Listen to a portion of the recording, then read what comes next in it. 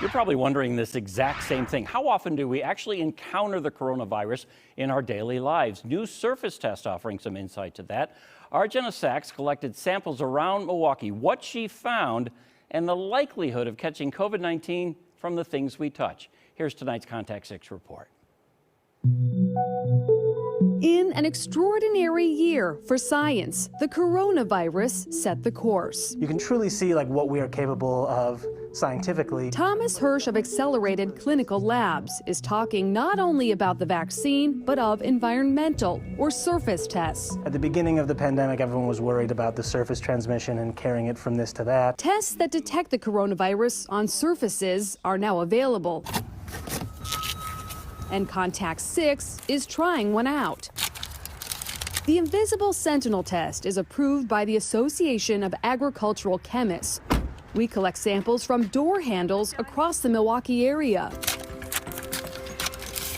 We go to businesses, municipal buildings, gas stations, a gym, a laundromat, and libraries, and bring 14 vials back to the lab. So what do we find? 3 out of the 14 locations that were swabbed, we did find it. The lab detects the coronavirus at a laundromat and 2 City of Milwaukee buildings. The more contact that you have with people, the more likelihood that one of those people is going to shed some of the virus there. The city tells Contact 6 it has a full-time cleaning specialist who disinfects door handles and high-touch surfaces 3 times a day. But while these tests indicate the presence of the coronavirus, that does not mean levels were high enough for its spread. An important distinction, and one that's contributed to a change in messaging about the spread of COVID-19 by surfaces since last spring. And I think then we heard a lot of messaging about, wash your groceries, don't put them on your countertop. UWM assistant nursing professor Gina Holt says it all started with this study, which found the coronavirus can live up to 24 hours on cardboard, 48 hours on stainless steel, and 72 hours on plastic. But later studies found the concentration of virus used was way more than in real life. Under more realistic conditions, some studies are saying 1 to 2 hours, but other studies are saying actually there's not really any detectable virus that's staying on those surfaces. But that isn't an excuse to slack off in one area. The hand washing and hand sanitizing when we don't have access. One of the door handles we tested is here at the West Dallas Library.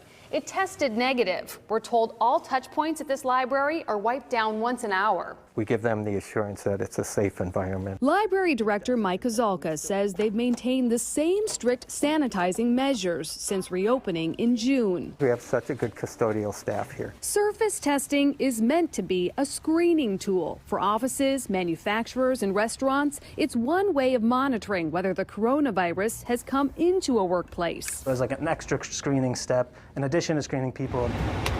This test, just one outcome of research prompted by the pandemic.